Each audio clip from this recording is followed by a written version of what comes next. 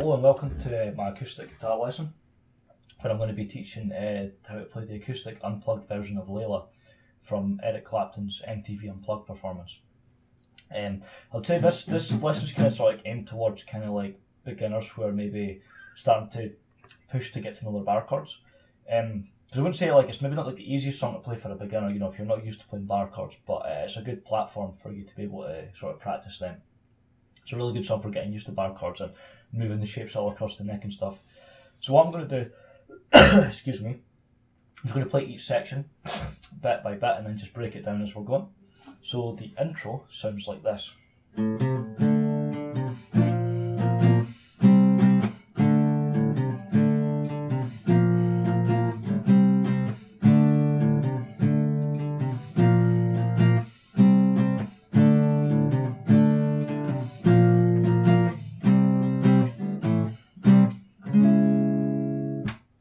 Okay, so what we have here is we have this little riff at the start of this section that sort of transitions between the first two chords, so our D chord and our B flat chord. So that little riff there is just the open A string, and we're taking our middle finger to come to the 3rd fret on the same string, which is a C note. And we're playing an open D power chord. Now this power chord shape is we're using the open D string. The index finger is going to play the 2nd fret on the G, which is an A note, and then the ring fingers come into play the B string at the 3rd fret. So we're only playing those 3rd strings. You want to kind of maybe lean the hand back a little bit so that this finger can mute out the high E as well. And then I'm also using the thumb to come over here to mute out the low E string and the A string as well. So it means so that if you want to strum, you can sort of strum all the strings without having to worry about maybe hitting the wrong notes. So slowly we have this. That next section of that little riff is we're taking our index finger off we're taking the index finger off to allow the middle finger to be able to move back to the 3rd fret after we've played the open D. So D, then open D, then 3rd fret of the A, C note, to the B flat chord. So all together slowly that's like this. So then after that, we come up 2 frets because this B power chord shape here, basically we have the index finger at the 1st fret, ring fingers playing the 3rd fret of the D, and the pinkies playing the 3rd fret of the G. Then we're dragging the shape up to the C chord, and then again up 2 frets to a D shape at the 5th fret. So all together slowly that section sounds like this.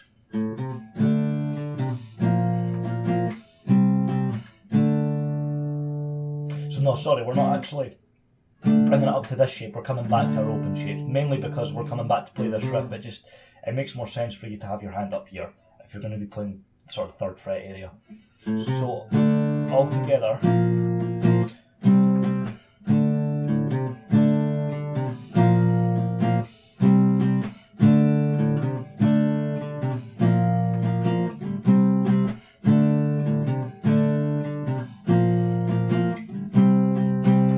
Last time through this riff, before going into the verse progression, we have an A power chord where we're playing 2nd fret on the D and the G with these 2 fingers, and then we're having the A string open as well. And then we play a C power chord, at the 3rd fret, and then we come to a C sharp minor, which is our 1st chord of the verse. So all together that section would sound like this.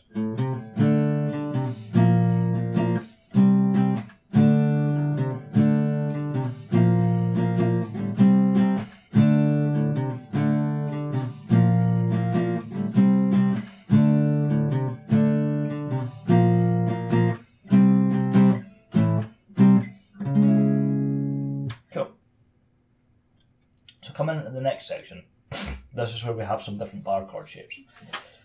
So the first chord we have is a C sharp minor shape. So it's basically a minor bar chord shape with the low note rooted at the 4th fret of the A string. Next chord we have is our G sharp major. G sharp dominant 7 also works as well, so you could maybe swap between them.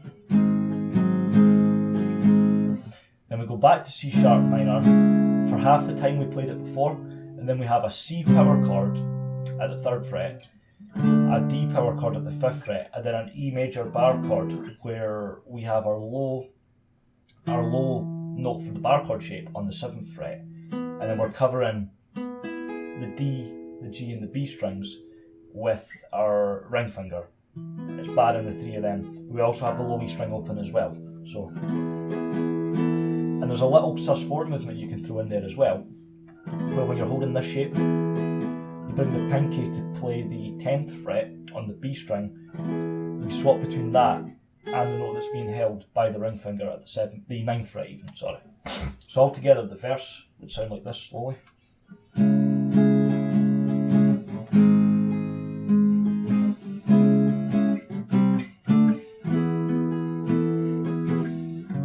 So yeah.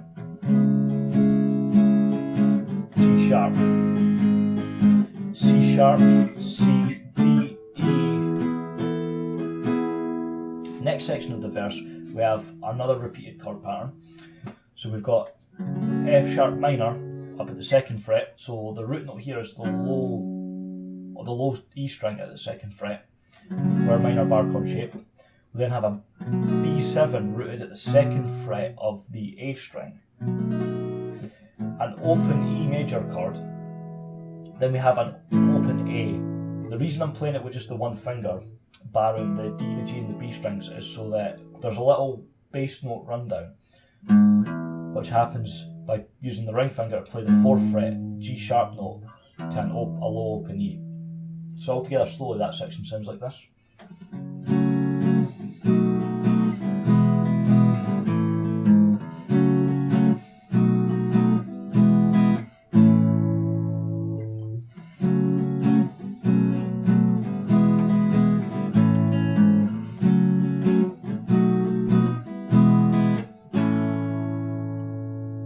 So the second time through that progression, the change from the E to the A happens a little bit quicker. Instead of playing 1, 2 and 3, instead of changing to the A chord on beat 3, we actually change on the off beat of 2. So we have 1, 2, so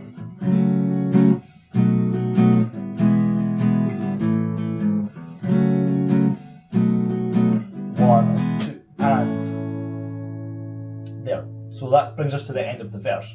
So we just play the A chord there. You can play it with an upstroke if it helps you keep in time, playing on the offbeat, and you let it ring out, and then that's when we start our transition back into the intro section, but it's being used for the chorus.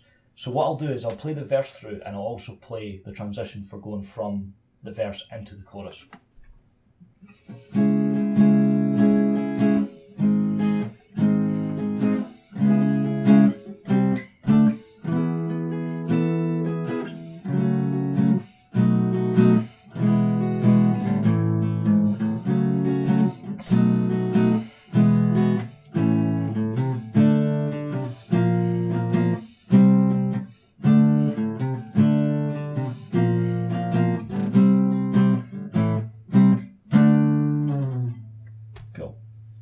So, that's the only parts that are actually used in the song.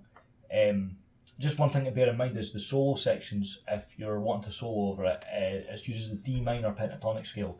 Blues scale as well, the D natural minor works as well, but the backing for the solo is the chorus or / intro part as well. So a little riff bit there as well, and that's in the key of D minor. So the D minor pentatonic scale, the D natural minor and the blues scale will all work over that.